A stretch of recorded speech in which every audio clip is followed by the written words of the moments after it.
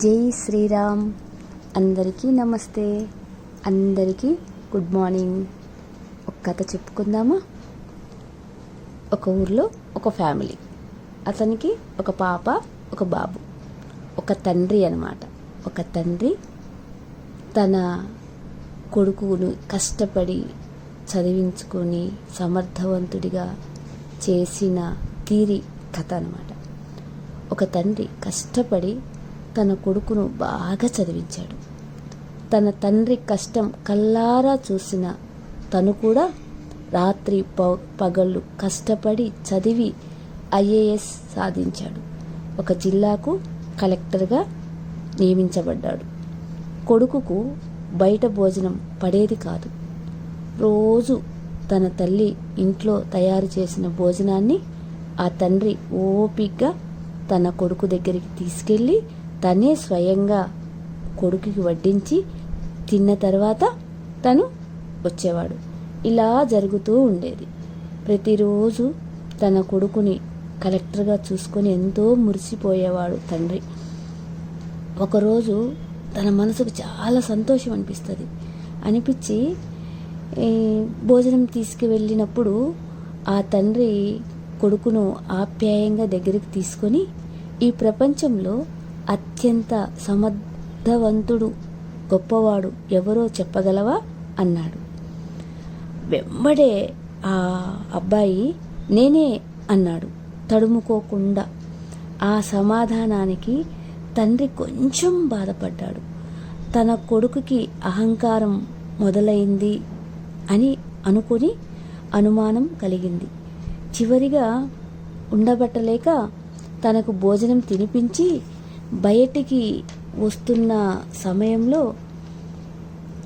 గది తలుపుల దగ్గరికి వచ్చిన తర్వాత మళ్ళీ ఇంకొకసారి అడుగుతాడు అదే ప్రశ్న, ఎవరు గొప్పవారు అని అడుగుతాడు. ఈసారి తడుముకోకుండా నాన్న అని అంటాడు. తండ్రి ఆశ్చర్యపోతూ, ముందు ఇదే ప్రశ్నను నేను అడిగితే నేనే అన్నావు, ఇప్పుడు అదే ప్రశ్నను అడిగితే నాన్న అని సమాధానం ఇచ్చావు, ఎలా అని అడుగుతాడు తండ్రి. కొడుకు చిరునవ్వు నవ్వుతూ చిన్నగా పైకి లేచి తండ్రి ముందుకు వచ్చి మోకాళ్ళ మీద కూర్చొని తన తండ్రి చేతులు పట్టుకొని, నాన్న, మీరు ఇందాక అడిగినప్పుడు నీ చెయ్యి నా భుజం మీద ఉంది. కొడుకు భుజం మీద తండ్రి చెయ్యి ఉన్న ప్రతి ఒక్కరు కూడా ఆ కొడుకు గొప్పవాడు, అందుకు నేనే అని సమాధానం ఇచ్చాను. నా భుజం మీద మీ చెయ్యి ఉన్నంత వరకు నేనే గొప్పవాడిని అని చెప్పాడు. ఇప్పుడు మీరు అడిగేటప్పటికీ మీరు గుమ్మం బయట నుంచి అడిగారు, అప్పుడు నీ చెయ్యి నా భుజం మీద ఉంది, ఇప్పుడు మీరు నాకు దూరంగా ఉన్నారు. ఏ తండ్రి అయినా తన కొడుకుని సమర్థవంతుడిగా తీర్చిదిద్దుతాడో అతనే గొప్పవాడు, అతనే నాన్న అని సమాధానమిస్తాడు. అప్పుడు ఆ తండ్రి ఎంతో మనసులో సంతోషించి తను ఇంటికి వెళ్ళిపోతాడు. అందుకే నాన్న, మీరే నా హీరో, మా రియల్ హీరో మీరే నాన్న. సమర్థవంతుడైన ప్రతి ఒక్క కొడుకుకి వాళ్ళ నాన్నే రియల్ హీరో అని చెప్పేస్తారు. తండ్రి చెమర్చిన కళ్ళతో కళ్ళు తుడుచుకుంటూ ఇంటికి వెళ్ళిపోతాడు.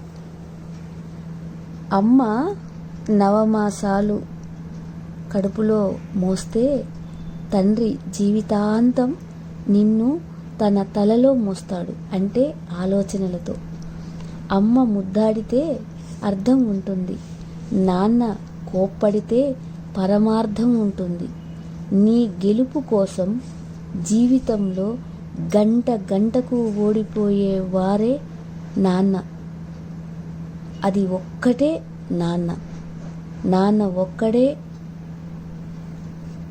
తన కొడుకు జీవితాన్ని ఏమి కావాలి అని ప్రతి క్షణం ఆలోచిస్తూ ఎంతో తపన పడుతూ ఉంటాడు. అమ్మ ప్రేమను భూమితో పోలిస్తే నాన్న ప్రేమ ఆకాశమంతా, కొలవడానికే కుదరదు. అటువంటి నాన్నలకి ఈ స్టోరీని అంకితం.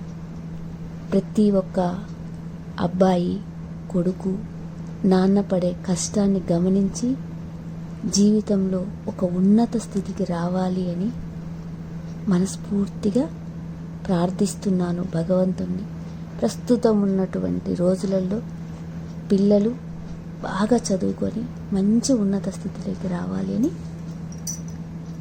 ప్రార్థన. Thank you Sairam.